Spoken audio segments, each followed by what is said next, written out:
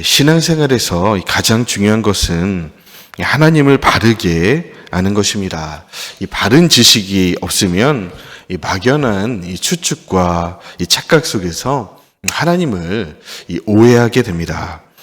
하나님을 내 오해의 상자 속에 가둬놓은 채 이런 분이 되셔야만 한다고 강요하게 되는 것이죠. 그렇기 때문에 우리가 성경을 읽으면서 가장 중요하게 생각해야 될 것은 이 하나님의 이 바른 뜻이 무엇인가? 그것을 늘 질문해야 합니다. 그 과정 없이 하나님을 믿는 것은 미신을 믿는 것과 별반 다를 것이 없습니다. 오늘 본문에 이스라엘은 이 하나님을 그렇게 믿었습니다. 자신들의 욕심을 채워줄 이 가상의 하나님을 만들고 그 가상의 하나님의 뜻을 따르면서 즐거워하는 것이죠. 문제는 그렇게 믿었음에도 더 잘 나가고 번성합니다. 이 당시 여로보암 2세 왕은 이 가상의 하나님을 섬기면서도 북이스라엘을 중근동 최강대국의 반열에 올려놓습니다. 하지만 실존하시는 리얼 하나님은 그런 그들의 모습에 환멸과 역겨움을 느끼십니다. 이에 대한 이 하나님의 통렬한 비판이 1, 2절에 나오는데요. 우리 1절, 2절을 다시 한번 읽어보도록 하겠습니다. 이스라엘 자손들아 여호와의 말씀을 들으라. 여호와께서 이 땅 주민과 논쟁하시나니 이 땅에는 진실도 없고 인애도 없고 하나님을 아는 지식도 없고 오직 저주와 속임과 살인과 도둑질과 간음뿐이요 포악하여 피가 피를 뒤이음이라.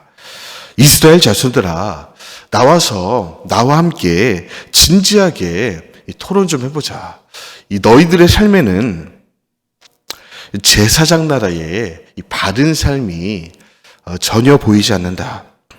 진실도 이 사랑도 없으며 이 하나님에 대한 그 올바른 지식 없이 오직 돈과 거짓, 이 간음과 이 폭력적인 삶을 살아가고 있다. 사실 그 이스라엘에게 주신 사명은 그렇게 어려운 것이 아닙니다. 위로는 하나님을 사랑하고 옆으로는 내 이웃을 사랑하는 삶을 살아내는 것이죠. 그렇게 이 하나님 사랑과 이 법도를 이방에 전하는 것이 제사장 나라의 사명입니다.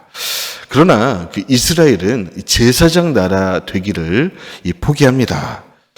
이웃 나라를 전도하기는커녕 전도를 방해합니다.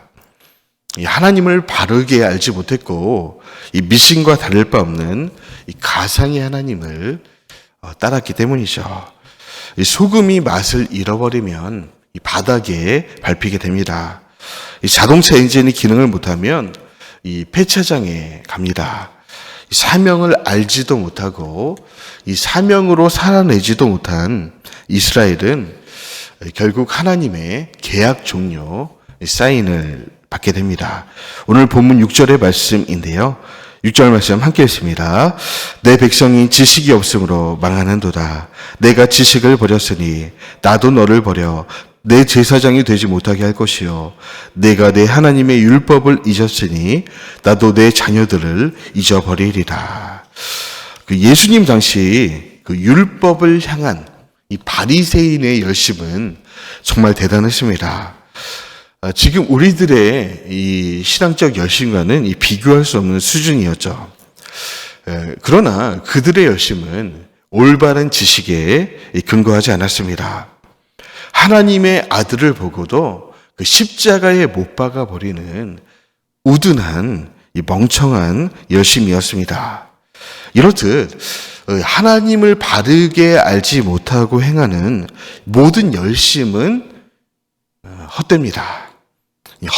헛된 것을 넘어서 악합니다.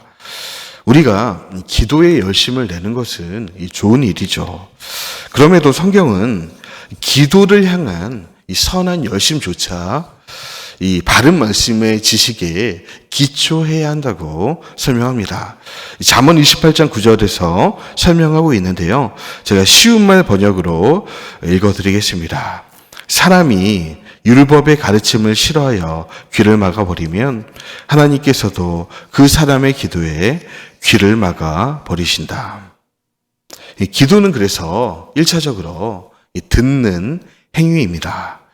주께서 원하시는 기도는 이 거창한 구호나 유려한 이 말솜씨가 아닌 것이죠. 주께서 원하시는 이 삶의 모습을 경청하고 그렇게 살아내는 순종의 결단입니다.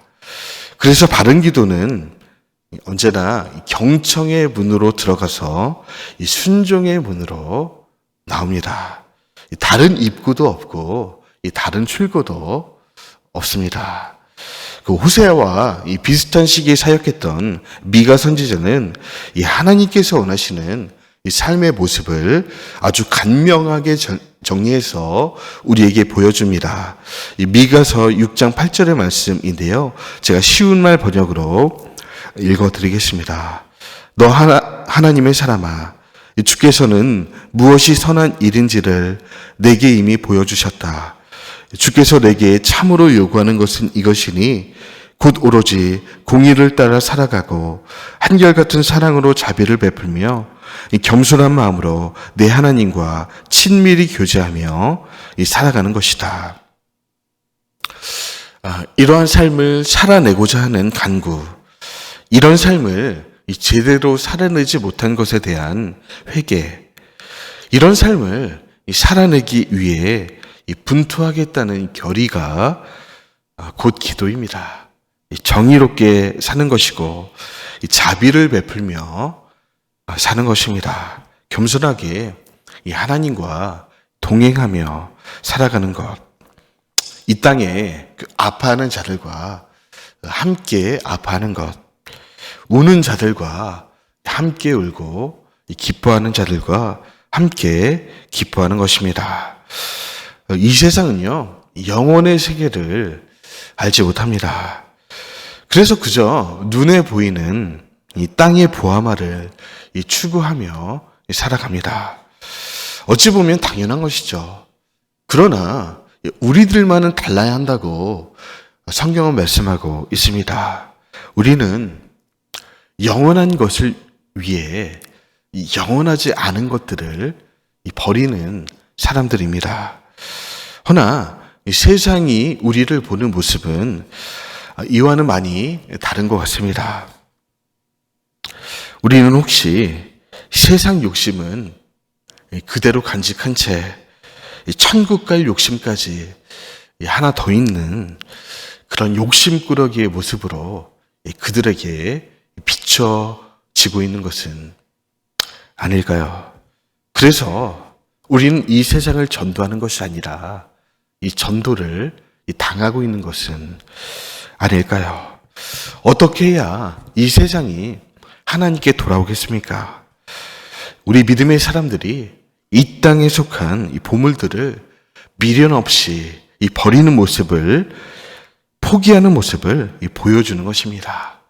그때야 이 세상은요, 우리 안에 있는 영원한 보물을, 그 보물에 대해 관심을 표할 것입니다. 당신 안에 얼마나 좋은 보물이 있길래 눈에 보이는 이 좋은 보물들을 포기할 수 있는 것이냐? 그렇게 질문해 올 것입니다. 그때 우리가 대답해 주는 것입니다. 밭에 감추인 보물이 눈에 보이는 이 보물보다 더 크고 영원한 것임을 말해 주는 것입니다. 말씀을 정리하겠습니다. 우리 안에 그 보물이 있습니까? 그 보물이 우리 안에 없다면 우리의 신앙은 어쩌면 시작도 못한 것입니다. 그 보물이 기독교 신앙의 전부이기 때문입니다. 기도하겠습니다. 하나님, 우리는 왜 이렇게 욕심이 많은 것일까요? 하나님을 소유한 우리가 따라서 이미 가장 귀한 보물을 가진 우리가 왜 이리도 이 세상의 것들에 목말라 하는지요. 짧은 인생입니다. 이 더 이상 헛된 것들에 우리의 마음을 빼앗기지 않게 하여 주옵소서. 우리는 가장 중요한 부활을 발견한 사람들입니다. 가진 것을 모두 팔아서라도 그 밭을 기어이 사고 마는 지혜로운 사람들이 되게 하여 주옵소서. 감사드리며 예수님의 이름으로 기도드립니다. 아멘.